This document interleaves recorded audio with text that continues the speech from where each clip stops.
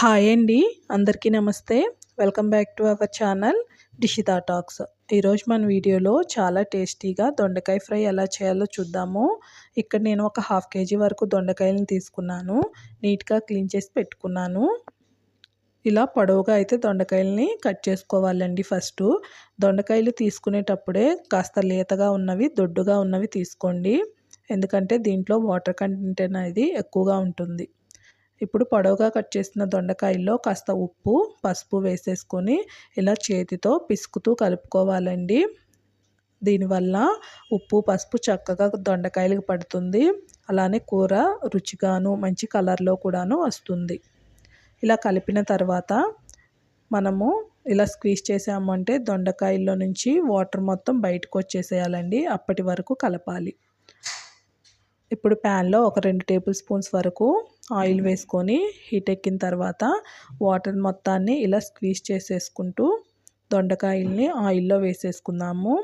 Medium ఫ్లేమ్లో పెట్టేసేసుకొని ఈ దొండకాయలను అయితే ఫ్రై చేసుకోవాలండి. ఇలా వాటర్ మొత్తం తీసేయడం వల్ల కూర చాలా త్వరగా వేగిపోతుంది.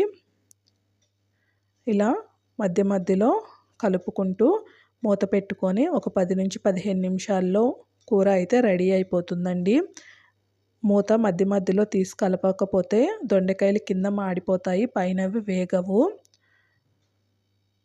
చూడండి, ఇక్కడ దొండకాయలు అయితే ఇలా వేగిపోయాయి కదా.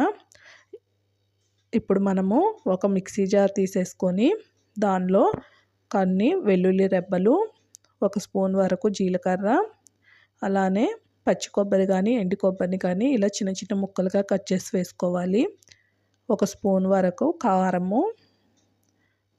కొంచెం కరివేపాకుని వేసేసుకొని దీన్ని బరకగా అయితే గ్రైండ్ చేసేసుకోండి. ఇలా గ్రైండ్ చేసిన పౌడర్ని మనము ఎలాంటి ఫ్రైల్లోనైనా వేసుకుంటే చాలా రుచిగా ఉంటుంది. అలానే మంచి ఫ్లేవర్ కూడాను వస్తుంది. మీకు ఇష్టం ఉంటే దీంట్లో కొన్ని ధనియాలు కూడాను వేసేసుకోవచ్చు. బెండకాయ, దొండకాయ ఇలా ఎలాంటి ఫ్రైల్లోనైనా ఈ పొడిని వాడుకోవచ్చండి.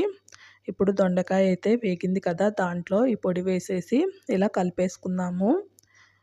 ఇప్పుడు టేస్ట్కి తగ్గట్టుగా సాల్ట్ సరిపోయిందో లేదో చూసేసుకొని సాల్ట్ వేసేసుకొని కలుపుకుందాము.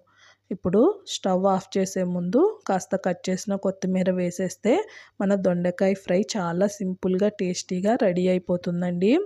ఎక్కువ ఆయిల్ లేకుండా చాలా తక్కువ ఆయిల్లో ఇలా దొండకాయ ఫ్రై చేసుకున్నామంటే చాలా రుచిగా వస్తుందండి. దీన్ని వేడివేడి అన్నంలో వేసుకొని తింటే చాలా టేస్ట్ బాగుంటుంది. ట్రై చేసి ఎలా వచ్చిందో కామెంట్ చేయండి. అలానే వీడియో నచ్చితే లైక్ చేయండి, షేర్ చేయండి, సబ్స్క్రైబ్ చేయండి. Thank you.